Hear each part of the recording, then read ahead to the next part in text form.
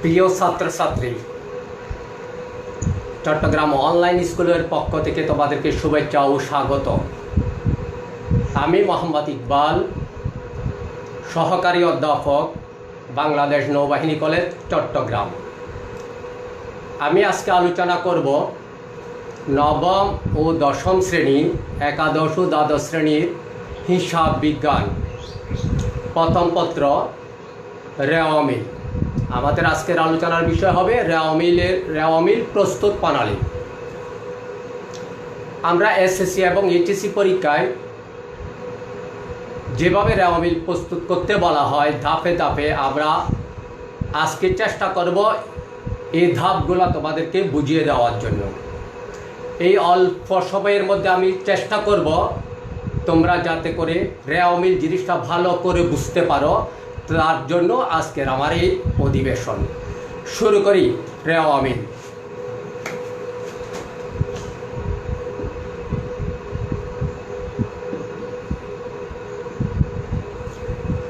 রেওয়ামিল কাকে বলে?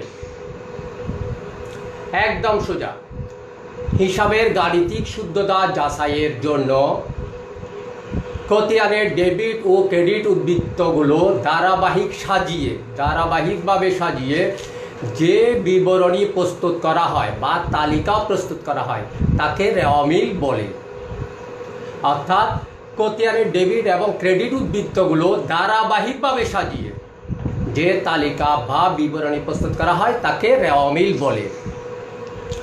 আমরা পরীক্ষায় যে সমস্ত সৃজনশীল প্রশ্ন আসতে পারে সেগুলো একটু দেখে নিই। প্রথমে দেখি সৃজনশীল প্রশ্ন। সমন্বিত ক্রয়ের পরিমাণ নির্ণয় করো। বিক্রিত পণ্যের ব্যয়ের পরিমাণ নির্ণয় করো। চলতি সম্পদ, স্থায়ী সম্পদ ও চলতি দায়ের পরিমাণ নির্ণয় করো। প্রত্যক্ষ ও পরোক্ষ ব্যয়ের পরিমাণ নির্ণয় করো। মুনাফা জাতীয় আয় ব্যয়, পরিচালন আয় ব্যয় ও অপরিচালন আয় ব্যয় নির্ণয় করো। রেওয়ামিলে কোন দফাগুলো অন্তর্ভুক্ত হবে না তার পরিমাণ নির্ণয় করো। মালিকানা সত্ত্বের পরিমাণ নির্ণয় করো। রেওয়ামিল প্রস্তুত করো। আমরা আজকে এই প্রশ্ন নিয়ে, সৃজনশীল প্রশ্নসমূহ নিয়ে আলোচনা করব। প্রথম প্রশ্ন, সমন্বিত ক্রয়।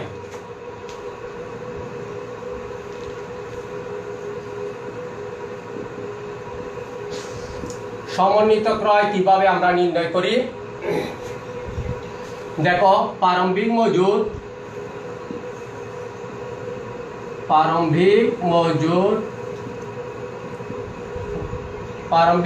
পণ্য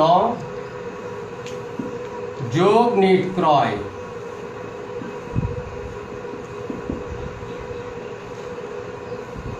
বাদ সমাপনী মজুদ।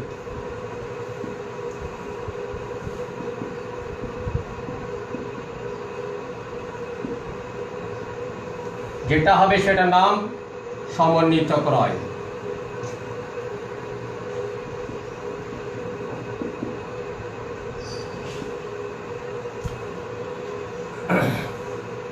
প্রারম্ভিক মজুদ পণ্য যোগ নিট ক্রয় বাদ সমাপনী মজুদ পণ্য, যেটা হবে সেটা নাম সমন্বিত ক্রয়।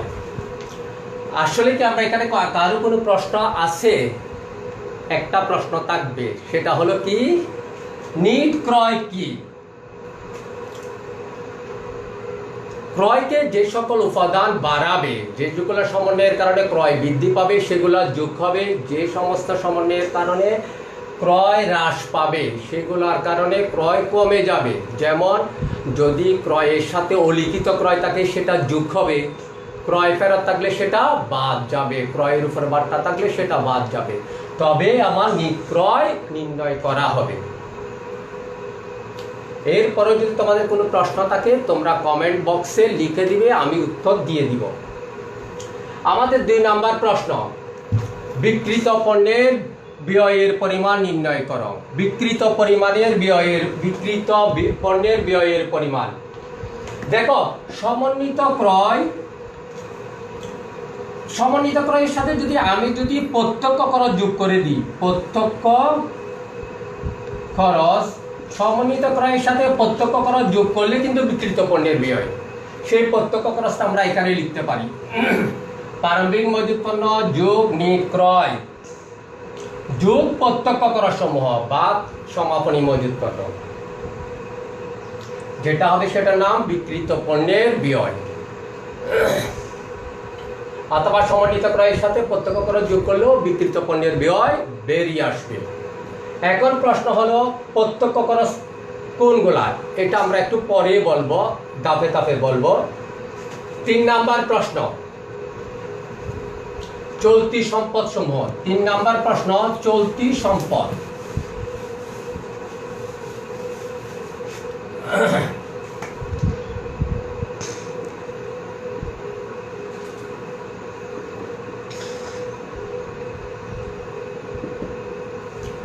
চলতি সম্পদ যে সকল সম্পদ খুব দ্রুত নগদ অর্থে রূপান্তর করা যায় বা 1 বছরের কম সময়ের মধ্যে নগদ অর্থে রূপান্তর করা যায় তাকে চলতি সম্পদ বলে। যেমন হাতে নগদ। হাতে নগদের অনেক নাম আছে। নগদ তহবিল, নগদ উদ্বৃত্ত, নগদ অর্থ, ব্যাংক জমা,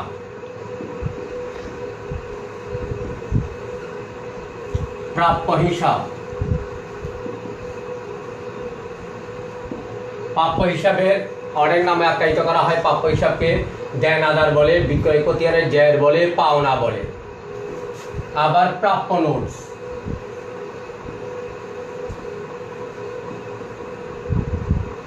প্রাপ্য নোটসের অপর নাম হলো প্রাপ্য হিসাব। প্রাপ্য বিল, প্রাপ্য হিসাব না, সরি, প্রাপ্য বিল। সমাপনী মজুত পণ্য।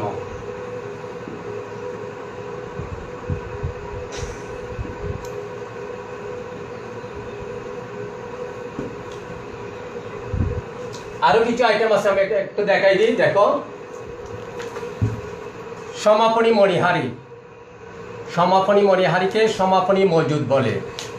সাপ্লাইস মজুদ, অগ্রিম খরচ সমূহ, অগ্রিম ভাড়া, অগ্রিম বীমা, প্রাপ্য বকেয়া আয়সমূহ, অনাদায়ী আয়সমূহ, বিনিয়োগের সুদ, বীমা কোম্পানির নিকট প্রাপ্য টাকা, খুচরা যন্ত্রাংশ, প্রতিনিধির নিকট প্রাপ্য বা চালানি কারবারে প্রেরিত পণ্য, প্রদত্ত ঋণ, চলতি হিসাব, ডেবিট, স্বল্পমেয়াদী প্রদত্ত ঋণ বা আগাম অথবা অগ্রিম ঋণ, বিনিয়োগ, সুদের হার না থাকলে স্বল্পমেয়াদী সাময়িক বিনিয়োগও কিন্তু আমার চলতি সম্পদ। আমার চলতি সম্পদ। এবার আছে আমার স্থায়ী সম্পদ। স্থায়ী সম্পদ কি কি?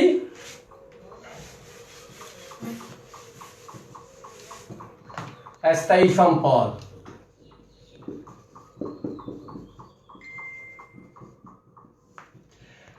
স্থায়ী সম্পদ দেখো, যে সকল সম্পদ একবার ক্রয় করলে দীর্ঘদিন ধরে ব্যবহার করা যায় তাকে বলা হয় স্থায়ী সম্পদ।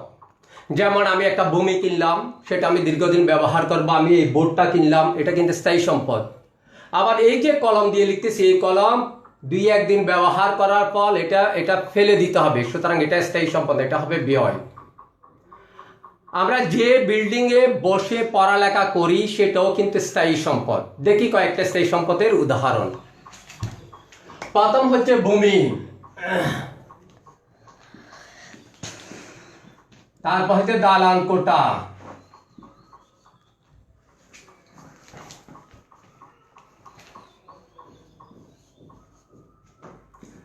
তারপরে হলো যন্ত্রপাতি,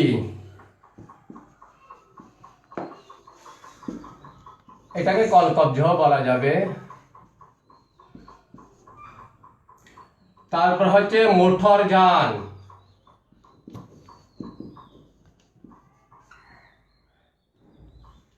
আরো অনেকগুলো আছে, আমরা একটু দেখে নিই, যা আছে তা একটু দেখে নিই।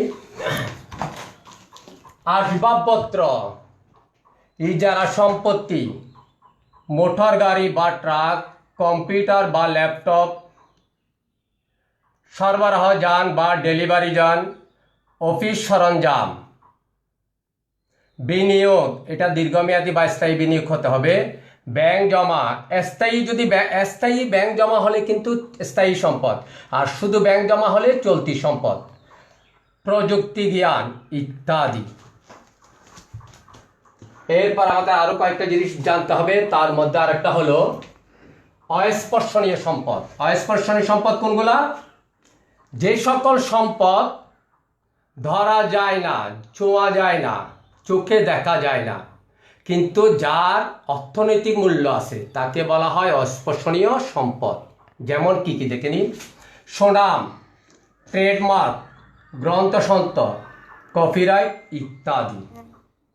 এরপর আছে দেখো আরো কিছু সম্পদ আছে। ভুয়া, কাল্পনিক, অবাস্তব, মূল্যহীন, অলীক সম্পদ। এগুলাকে আমরা বলি অসমন্বয়কৃত ব্যয়, যার বাস্তবে কোনো অস্তিত্ব নাই। কি কি? প্রাথমিক খরচ, শেয়ার অবহার, শেয়ার বাট্টা। প্রাথমিক খরচ বলতে এখানে আমরা বুঝবো যে সকল খরচ কোম্পানি গঠন করার পূর্বে খরচ হয়, তাকে প্রাথমিক খরচ বলে। আর শেয়ার বাট্টা হচ্ছে, শেয়ার বাট্টা বা শেয়ারের অবহার হচ্ছে, সে একটা শেয়ারের মূল্য 10 টাকা, সেই শেয়ার যদি আমি 9 টাকায় বাজারে বিক্রি করি, তাহলে 1 টাকা যেটা আমার ক্ষতি, সেটা হবে আমার শেয়ার বাট্টা বা শেয়ার অবহার। অর্থাৎ শেয়ারের অবহিত মূল্য অপেক্ষায় কম মূল্যে শেয়ার বিক্রি করাকে শেয়ার অবহার বলে। ঋণপত্রের বাট্টা বা অবহার, অবলেখকের কমিশন, দস্তরি, দালালি। কমিশনের বাংলা হলো দস্তরি, দালালি। বিলম্বিত বিজ্ঞাপন খরচ, গবেষণা খরচ, লাভ লোকসান হিসাবে ডেবিট জের, অনিশ্চিত হিসাবে ডেবিট জের ইত্যাদি। এগুলাই হচ্ছে আমার সম্পদ। তাহলে আমরা কি কি শিখলাম? সম্পদ শিখলাম, চলতি সম্পদ, আবার শিখলাম স্থায়ী সম্পদ, আবার শিখলাম অস্পর্শনীয় সম্পদ, আবার শিখলাম ভুয়া সম্পদ কোনগুলা। এবার আমরা দায় নিয়ে কথা বলবো।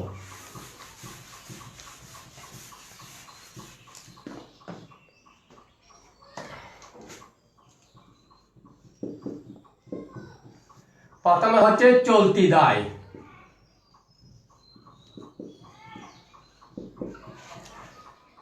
চলতি দায়, চলতি দায় যে সকল দায় খুব দ্রুত সময়ের মধ্যে পরিশোধ করতে হয়, অর্থাৎ 1 বছরের কম সময়ের মধ্যে পরিশোধ করতে হয়, তাকে চলতি দায় বলে। যেমন দেখো প্রদেয় হিসাব। প্রদেয় হিসাব মানে এই প্রদেয় হিসাব। প্রদেয় হিসাব মানে হচ্ছে, পদ হিসাবের অপর নাম হচ্ছে পাওনাদার। এটাকে আরো অনেক নাম আছে, পাওনাদার আছে, ক্রয় খতিয়ানের জের আছে, ক্রয় খতিয়ানের জের, ক্রয় খতিয়ানের জের। তারপর দেনাও লিখে, দেনা থাকলেও ধরে নিতে হবে এটা পাওনাদার।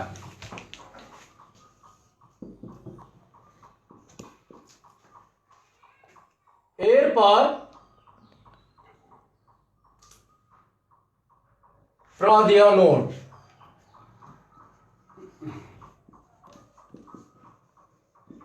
প্রদেয় নোটস, প্রদেয় নোটসের আরেকটা নাম আছে, সেটা হলো প্রদেয় বিল। প্রদেয় বিল অবলিক দায়, প্রদেয় দায়, প্রদেয় বিল অবলিক প্রদেয় দায়। ব্যাংক জমাতিরিক্ত,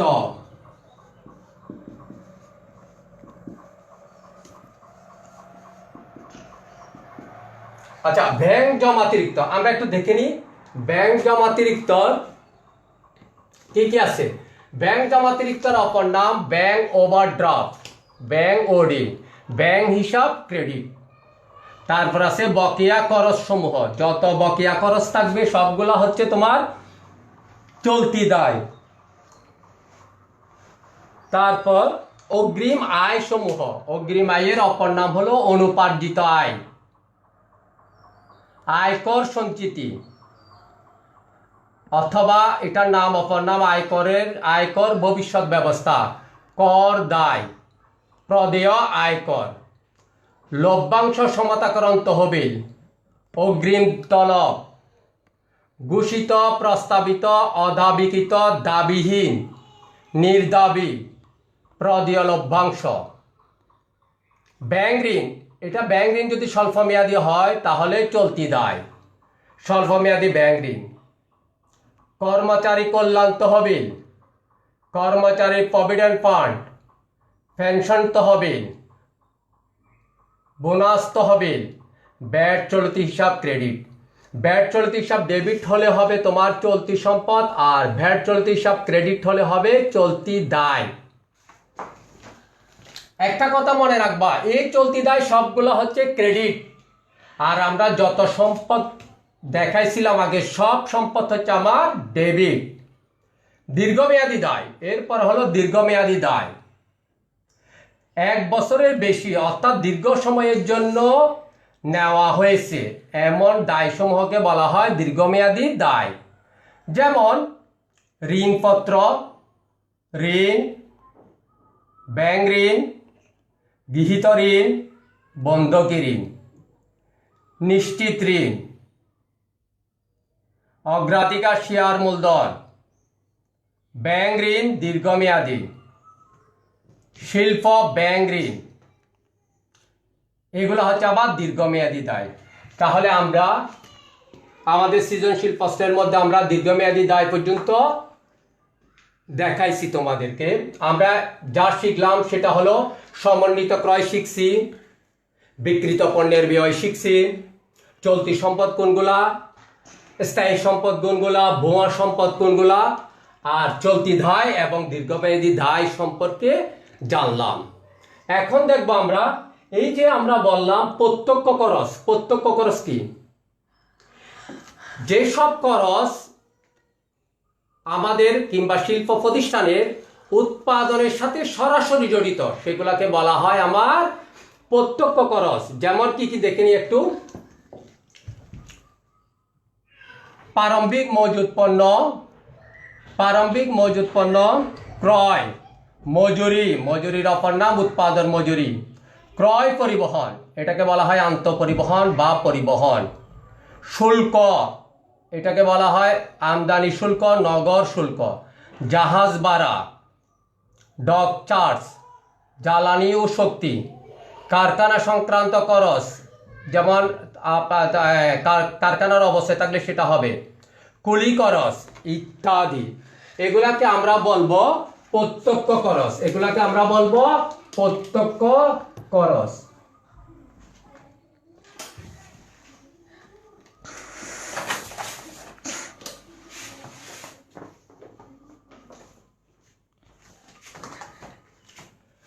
প্রত্যক্ষ খরচ আরো আছে, আমরা একটু দেখে নিই। ড্রয়িং অফিস বেতন, কারখানা ভাড়া ও বিদ্যুৎ। খরচের আগে কারখানা লিখা থাকলে সেটি প্রত্যক্ষ খরচ। যন্ত্রপাতির অবশ্যই উৎপাদনকারী প্রতিষ্ঠানের ক্ষেত্রে এগুলো হচ্ছে আমার প্রত্যক্ষ খরচ। আর পরোক্ষ আয়, প্রত্যক্ষ খরচ রেওয়া মিলের ডেবিট হয়, আর প্রত্যক্ষ আয় রেওয়া মিলের ক্রেডিট হয়। কি কি? পণ্য বিক্রয় অথবা সেবা আয়। আমরা জানি ক্রয় বিক্রয়কারী প্রতিষ্ঠানের থাকে পণ্য বিক্রয়, আর সেবামূলককারী প্রতিষ্ঠানের থাকে সেবা আয়। পরোক্ষ আয়, পরোক্ষ আয় কি কি? বার্তা প্রাপ্তি, কমিশন প্রাপ্তি, ভাড়া প্রাপ্তি, উপভাড়া, লভ্যাংশ প্রাপ্তি। শিক্ষানবিশ সালামি, বিনিয়োগ সুদ, বিনিয়োগের সুদ, সঞ্চয়পত্রের সুদ, ব্যাংক জমার সুদ, চালানি কারবারের মুনাফা, শেয়ার হস্তান্তর ফি। এগুলো হলো আমার পরোক্ষ আয়, এটা যাবে রেওয়া মিলের ক্রেডিট। মূলধন জাতীয় আয়, মূলধন জাতীয় আয়ের কথা বললে এখানে থাকবে স্থায়ী সম্পদ বিক্রয়জনিত লাভ, শেয়ার অধিহার বা শেয়ার প্রিমিয়াম। আর মালিকানা সত্ত্ব কিভাবে নির্ণয় করব? মালিকানা সত্ত্ব হলো মূলধনের সাথে শেয়ার, মূলধনের সাথে শেয়ার অধিহার যোগ, সাধারণ সঞ্চিতি যোগ, মূলধন সঞ্চিতি যোগ, প্রতিপূরক তহবিল যোগ। এগুলো যোগ করলে যেটা হবে সেটার নাম মালিকানা সত্ত্ব। সবচেয়ে গুরুত্বপূর্ণ আইটেম যেটা আমার প্রত্যেকটা পরীক্ষায় আসবে, যেটা আমার আইটেম প্রত্যেকটা পরীক্ষায় আসবে। সেটা কি কি দেখি আমরা। কোন কোন আইটেম রেওয়া মিলে অন্তর্ভুক্ত হয় না, এটা আমার সব জায়গায় আসবে। কোন কোন আইটেম রেওয়া মিলে অন্তর্ভুক্ত হয় না? সমাপনী মজুদ পণ্য, সমাপনী মণিহারি, প্রারম্ভিক হাতে নগদ, প্রারম্ভিক ব্যাংক জমা, প্রারম্ভিক ব্যাংক জমাতিরিক্ত, প্রারম্ভিক প্রাপ্য হিসাব, প্রারম্ভিক প্রদেয় হিসাব, সম্ভাব্য সম্পদ, সম্ভাব্য দায়, প্রারম্ভিক চলতি সম্পদ, প্রারম্ভিক বিনিয়োগ, মেয়াদ অনুত্তীর্ণ বিল। তবে এখানে একটা জিনিস লক্ষণীয়, সেটা হলো যদি রেওয়া মিলে সমন্বিত ক্রয় বা বিক্রিত পণ্যের ব্যয় দেয়া থাকে, সেই ক্ষেত্রে সমাপনী মজুদ পণ্য রেওয়া মিলে আসবে, প্রারম্ভিক মজুদ পণ্য রেওয়া মিলে আসবে না। আমরা এখানে অনেকগুলো আইটেম দেখাইছি বিভিন্ন পরীক্ষার প্রশ্নপত্র থেকে। এগুলো তোমরা মনে রাখলে আসলে বুঝতে পারবে কোন কোন আইটেম রেওয়া মিলে অন্তর্ভুক্ত হয় না। আমি আরেকবার পরে যাচ্ছি কোন কোন আইটেম রেওয়া মিলে অন্তর্ভুক্ত হয় না। সমাপনী মজুদ পণ্য, সমাপনী মণিহারি, প্রারম্ভিক হাতে নগদ, প্রারম্ভিক ব্যাংক জমা, প্রারম্ভিক ব্যাংক জমাতিরিক্ত, প্রারম্ভিক প্রাপ্য হিসাব, প্রারম্ভিক পদীয় হিসাব, সম্ভাব্য সম্পদ, সম্ভাব্য দায়, প্রারম্ভিক চলতি সম্পদ, প্রারম্ভিক বিনিয়োগ, মেয়াদ অনুত্তীর্ণ বিল। যদি রেওয়া মিলে সমন্বিত ক্রয় বা বিক্রিত পণ্যের ব্যয় দেয়া থাকে, তবে সমাপনী মজুদ পণ্য রেওয়া মিলে আসবে, প্রারম্ভিক মজুদ পণ্য রেওয়া মিলে আসবে না। এখন দেখব আমরা রেওয়া মিলের চক কিভাবে অঙ্কন করতে হয়।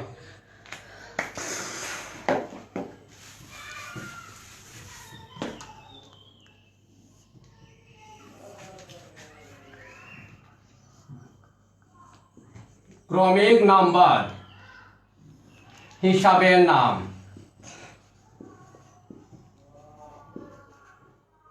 সূত্র, ডেবিট টাকা,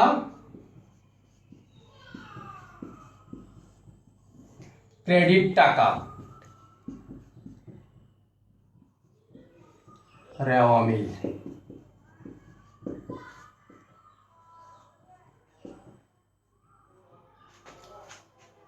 আমরা ক্রমিক নাম্বার 1, 2, 3 দিয়ে যাব।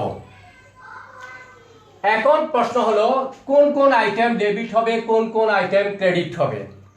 আমরা এতক্ষণ যেগুলা আয় এবং দায় দেখেছিলাম সবগুলো হবে ক্রেডিট। সম্পদ এবং ব্যয় যেগুলো দেখেছিলাম সেগুলো হবে ডেবিট। আমরা একটু দেখে নিই কি কি আইটেম ডেবিট হতে পারে। যাবতীয় খরচ এবং ক্ষতিসমূহ, যাবতীয় খরচ ও ক্ষতিসমূহ হবে ডেবিট। যাবতীয় সম্পত্তিসমূহ হবে ডেবিট। অগ্রিম প্রদত্ত খরচ ও বকেয়া আয়সমূহ হবে ডেবিট। আয় ও দায় বা মূলধন হ্রাসকারী দফাসমূহ হবে ডেবিট, যেমন বিক্রয় ফেরত, বিক্রয়ের উপর বাট্টা, উত্তোলন, জীবন বীমা প্রিমিয়াম, আয়কর ইত্যাদি। কোন কোন আইটেম ক্রেডিট হবে? যাবতীয় আয় ও লাভসমূহ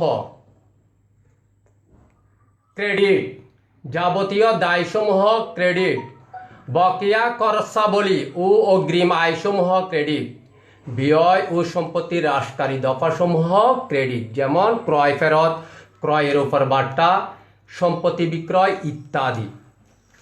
তাইলে আমরা কোন আইটেম ডেবিট হবে কোন আইটেম ক্রেডিট হবে সেটা তোমাদেরকে দেখালাম।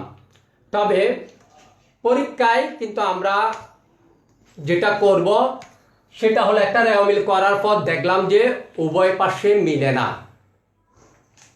রেওয়া মিলের কিন্তু দুই পার্শ্ব মিলে যাওয়ার কথা। যদি না মিলে, আমি যদি যথাযথ আইটেমগুলো চেক করে থাকবো, সবগুলো আইটেম যদি ঠিক মতো পুস্টিং দিয়ে থাকি, তবে যদি না মিলে যেটা হবে সেটাকে আমরা গরমিল হিসাব বা অনিশ্চিত হিসাব দিয়ে দিব। আরেকটা জিনিস দেখাইনি, আমরা বিভিন্ন পরীক্ষায় দেখতেছি ক্রেডিট আইটেমগুলো কোনগুলো থাকে সেগুলো আমরা একটু দেখাই দিই তোমাদেরকে। ক্রেডিট এইসব আইটেম থাকে: প্রতি হিসাব, পাওনাদার, ক্রয় খতিয়ানের জের, দেনা, প্রদেয় নোটস, প্রদেয় বিল, ব্যাংক জমাতিরিক্ত, ব্যাংক ওভারড্রাফট বা ব্যাংক ওডি, বকেয়া কর সমূহ, বকেয়া বেতন, অগ্রিম আয় সমূহ, অনুপার্জিত সেবায় অথবা আগাম গ্রহণ, আয়কর সঞ্চিতি, লভ্যাংশ সমতাকরণ তহবিল, অগ্রিম তলব, অদাবিকৃত লভ্যাংশ, স্বল্পমেয়াদী ঋণ, সেবায়, মূলধন বিক্রয়, ক্রয় ফেরত, শিক্ষানবিশ সালামি, কুঋণ সঞ্চিতি, ব্যাংক ঋণ, লভ্যাংশ প্রাপ্তি। এই সমস্ত আইটেম প্রায় প্রশ্নে থাকে। আমরা এতক্ষণ তোমাদেরকে রেওয়া মিলে সৃজনশীল প্রশ্নে যে সমস্ত প্রশ্ন আসতে পারে সেগুলো দেখাই দিছিলাম। এখন আমার বিশ্বাস তোমরা যদি যে কোনো একটা প্রশ্ন নিয়ে সমাধান করতে যাও, এর বাইরে আশা করি থাকবে না এবং তোমরা পারবে। বাড়ির কাজ,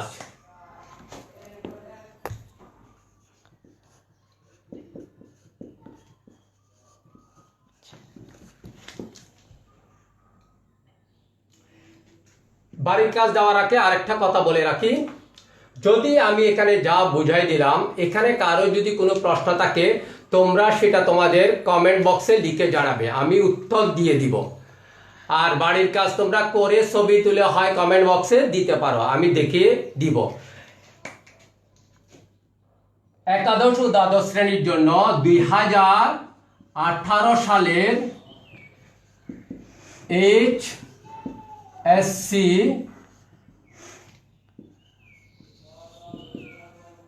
পরীক্ষার প্রশ্ন,